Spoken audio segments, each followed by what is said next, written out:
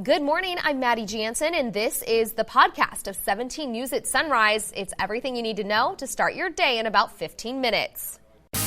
Working in the spirit of the Golden Empire, this is 17 News at Sunrise. Good morning. Right now at 5, an off-duty officer is killed during a birthday party in Hanford. Police say the victim knew his alleged killer. Fire continues to burn up and down the state, but it's not just the winds and low humidities fire officials had to deal with.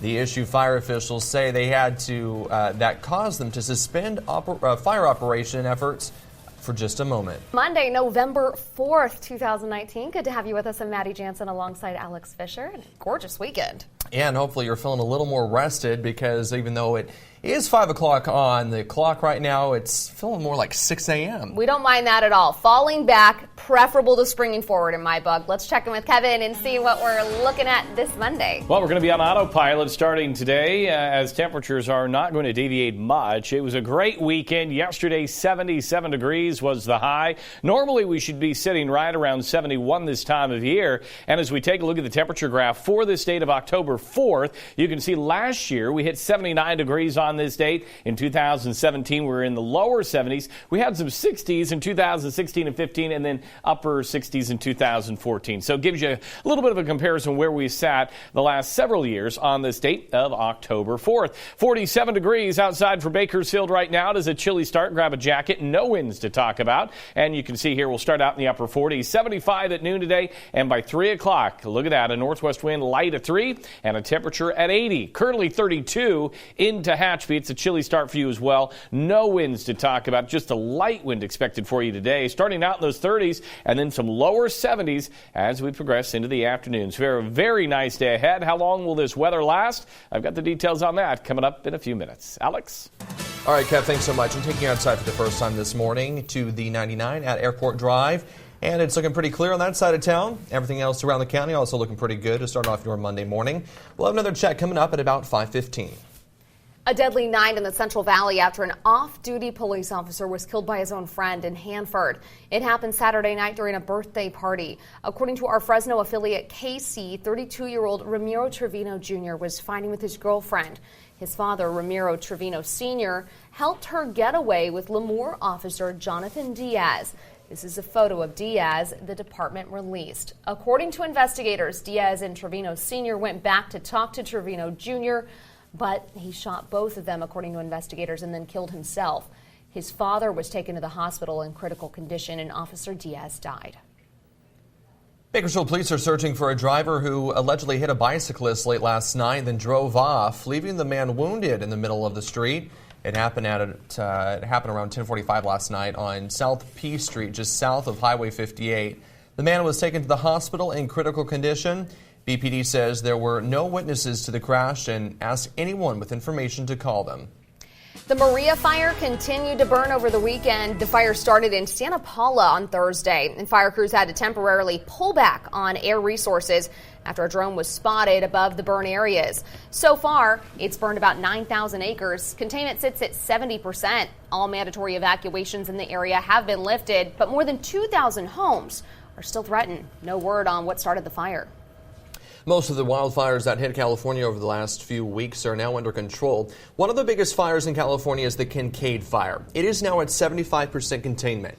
That fire raged through Sonoma County for 11 days. It's burned nearly 78,000 acres, prompting the largest mandatory evacuation in Sonoma County history. No one has died in the fire. Southern California also saw a string of wildfires. You're looking at video of the Easy Fire. It broke out last Wednesday in Simi Valley.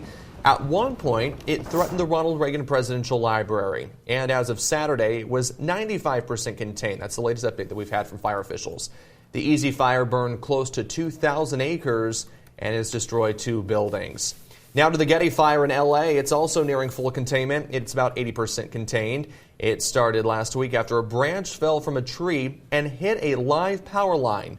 No one was hurt or killed in that fire. Deadly Halloween party shooting prompted Airbnb to change policy. The shooting happened during a party at a house rented through the site.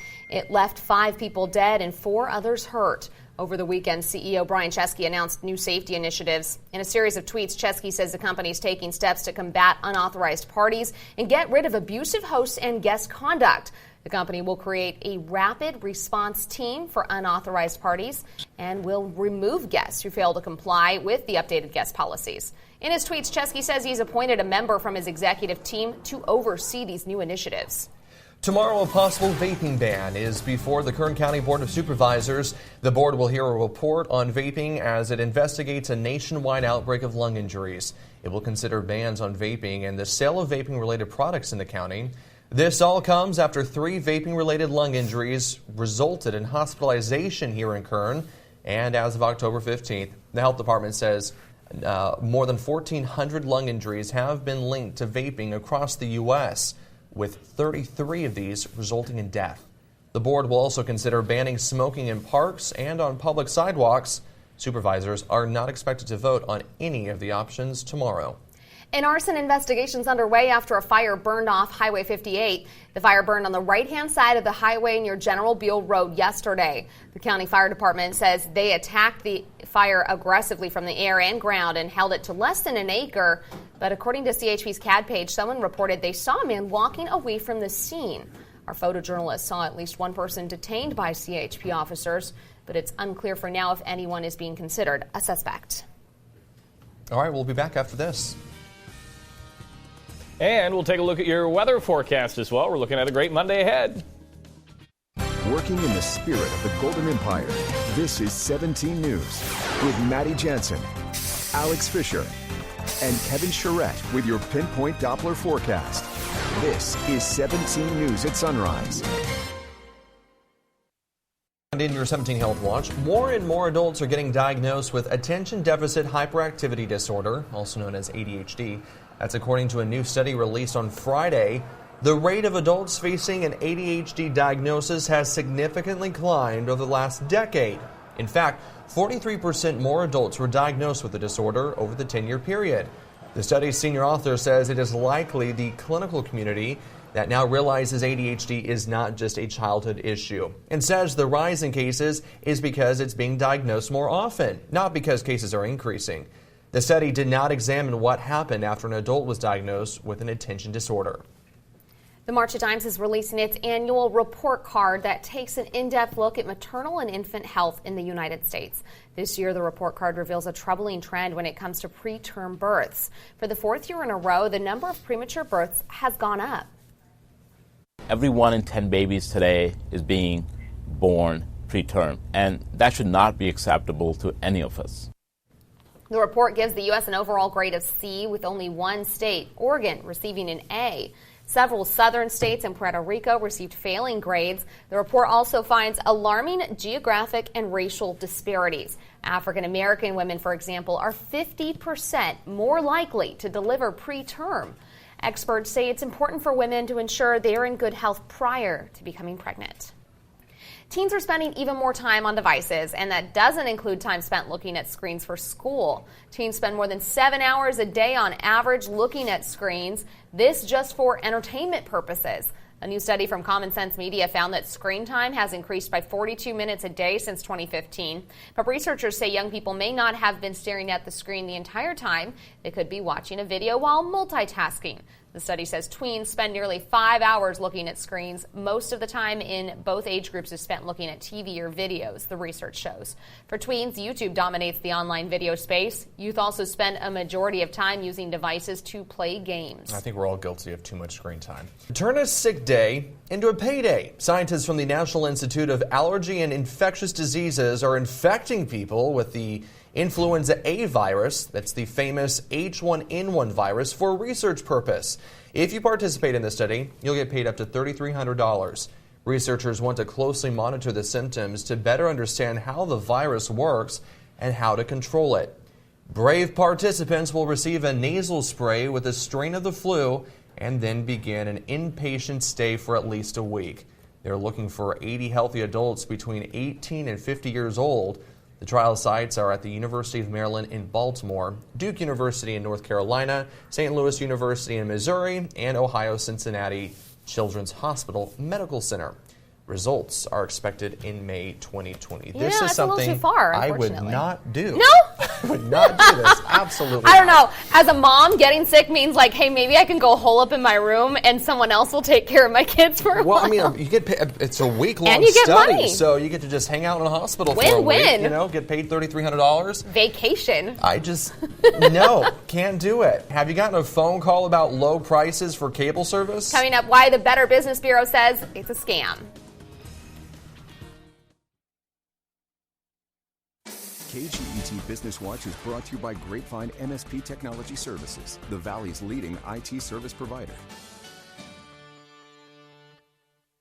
Welcome back. McDonald's announced Steve Easterbrook is out as CEO and president after the board determined he violated company policy.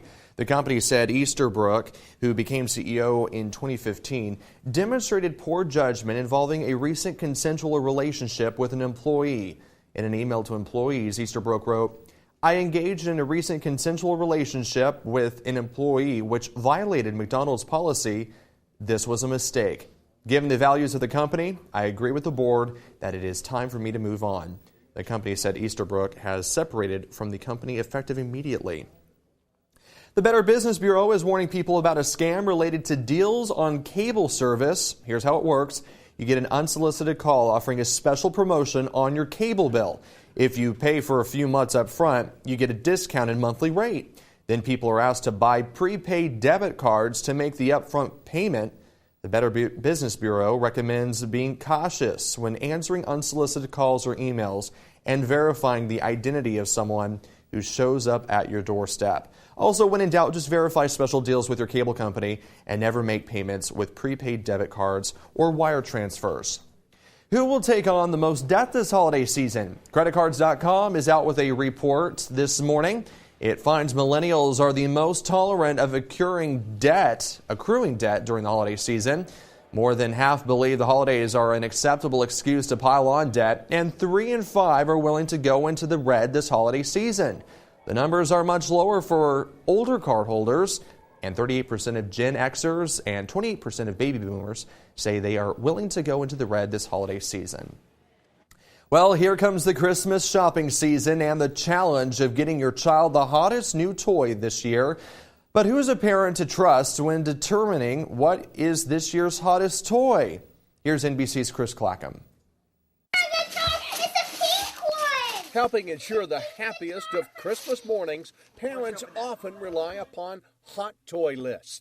A toy list is just for a place for a parent to start researching. Research, but be reasonable and aware. So do toy companies pay to be on these toy lists? At the end of the day, yes, there's money going back and forth between the manufacturers and the retailers to be on a list. Jim Silver, CEO of Toys, Tots, Pets, and More, TTPM for short, who's quick to suggest you'll look at multiple hot lists. There's so many independent resources like We're One and so many others out there that you can go out and research a toy. TTPM once famously picked Tickle Me Elmo and Monster High dolls as hottest toys of the year. The passenger seats recline. They offer reviews on some 2,500 toys each year and don't charge for placement on their list. So what's on TTPM's hot toy list this year? Well, right now it's the LOL OMG dolls. Those are blowing out, and if you can get your hands on one, I'd get one now. But whatever you get now, just make sure it's on your child's hot toy list too. Yay! I always wanted one of these. Chris Clackham, NBC News. And you may even want to wait until closer to Christmas to make toy purchases because 2 new children's movies are due for release around the holidays. Frozen 2 and Star Wars Episode 9. So that's going to be 2 very popular movies for sure.